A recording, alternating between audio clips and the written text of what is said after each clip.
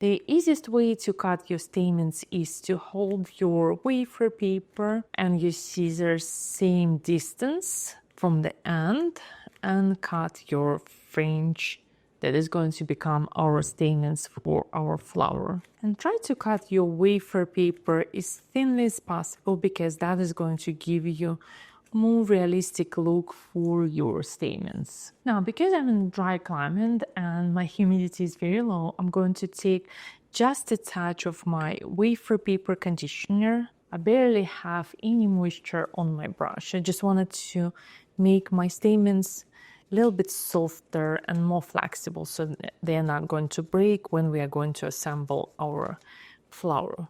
You can steam your stamens, you can just apply a touch of wafer paper conditioner with a barely dry brush. So I will take my small ball tool and my stamens, and I'm going to run my ball tool on my stamens just to create more dimension and movement when we are going to assemble our stamens on the wire. This step is not necessary, but it's something fun to add to your flower making skills. Like that, so it's not looking as flat as before. The next step is to attach our stamens to the wire. I'm going to use wafer paper glue, which are scraps of wafer paper melted in water, and I'm going to apply my wafer paper glue onto my stamens, only on the part where we haven't cut it through, like this. Now I'm going to take my wire, place it onto my stamens, fold it over, and I will start assembling everything together. So you can see I'm pinching my stamens and I'm bringing them onto the center.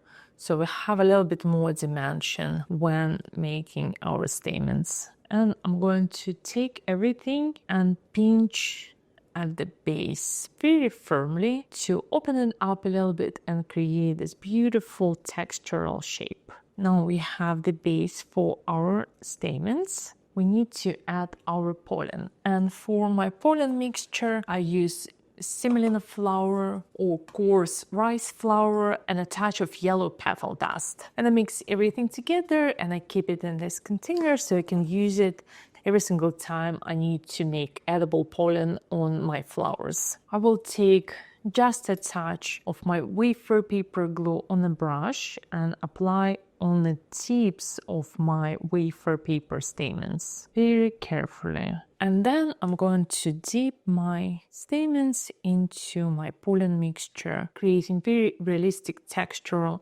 rose center for our flower. Like this.